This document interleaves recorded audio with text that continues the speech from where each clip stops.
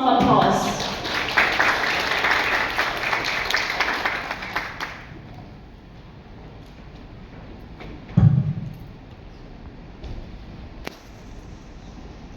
You ready? 105? Okay, please start now. Greetings, Earthlings of the year 2025. I traveled here from the far future. Just kidding, I'm only 17, not from the far future. I'm from the digital world, the land of TikTok trends, Instagram DMs, and a bunch of chaotic comment sections. And let me tell you one thing, surviving this place is even harder than surviving a zombie apocalypse. Why? Because of just one word, bias. We humans, we're emotional creatures. Love, hate, envy, pride. A bunch of emotions that can make us understand a concept differently. Back then when I was in middle school, I tried to escape from reality by playing games, listening to music, watching a bunch of TV shows that can make me go into the dreamscape that I really want to be in. The digital platform actually sets up as a website, a bunch of different websites for us to find newer information, as well as putting our communications further through all over the world. But today, I stand here before you because I want to represent that we're actually getting tricked and being played by the digital media.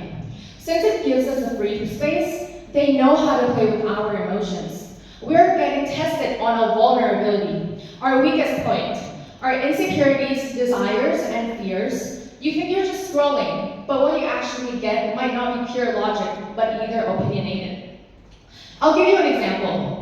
Welcome to text tone bias, where our words might not be able to be understood by the other side.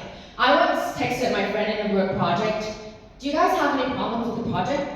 Instead, they understood it as, "What is your problem?" Which that was not the context I was trying to let them understand. Another example would be beauty propaganda. I would say that this really affects young individuals, especially young girls like who I am, because we often define beauty wrongly. For example, perfect skin equals a perfect life. You have a perfect body, basically everything is amazing for you. However, we often forgot that these things are propagandized for us to understand things in a wrong way. Now, my way of trying to overcome it, I want to think this world as a science experiment. I would say before scientists form up a theory, they often do a lot of, they hypothesis first, and then they start making a bunch of experiments just to prove that their theory is going to be valid. So whatever you think is legitimate or liberally justified, I think that first you saw widen your circle in different websites, try reading online books in different genres, as well as putting yourself into people with different backgrounds, race, and communities. And I would say that really helps you to become a better individual in shaping yourself. The second thing I really want you guys to put on is try cutting out what clouds you. Try blocking, unfollowing, muting, create a wall between you and yourself, even though it will create something as an echoing of community, but I guess that it's better than staying into a place that you do not match with. And lastly, I would want to give this opportunity that we want to share our perspective. I think that if we know how to overcome bias by our own, we can be able to share it to the whole wide world. Because since this is a free space, we can use this data so that AI can implement it into their functions. And so that we wouldn't forget to help the newer generations have a shortcut so that they wouldn't have to waste their times and having to experience all these bad stuff like what we did. And no matter if you have DeepSeek, ChatGPT, Line, or whatever media in the world, I would say that this is how we would unite and not become biased. Thank you so much. Thank you very much. Now, I would like to request Mr. Noah to ask a question. How can individuals recognize their own unconscious biases when browsing or posting online? Okay, that is a very good question. So, can you repeat the question again, please?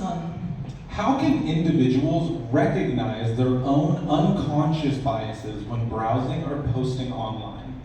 I would say when browsing or posting online, they recognize things, I would say from their experiences. I would want to give one example, which is what Elon Musk had put on in the fields of AI biases, which also implement on teens. So once Elon Musk put $100 million US dollars to donate in order to implement on OpenAI. And they used around 15 to 45 million US dollars. And somebody said that Microsoft actually got it later, but it wasn't. But there was like a strategical method for them to make a business better, so that they target on audiences, on young individuals, because they try to look at their perspective. And now there's a bunch of Chinese investors have made another OpenAI account called DeepSeek, and I have searched in ChatGPT before about a bunch of different topics, and I was one of the people who was feeling that I would say that AI have influence how teens have actually like put themselves into their social media differently. I think that different teens, they have different experience, I would say, because of the drive of the media that they have received before. Such as in this case, I would say that DeepSeek, they also said that DeepSeek have used a American bias situation in their functions. However, from what I use ChatGPT, I would say that they also bias on Chinese influence, CCP, Chinese government, the Communist Party. And how this links is that because we're from different parts of the world, I think that we have different aspects from our culture. Because if people didn't get enough education, they would either block that type of concept and they wouldn't be able to learn that type of concept. And I think how teens understand is from what they experience, what they got from these types of medias, for example. Yeah. Thank you very much. One still five.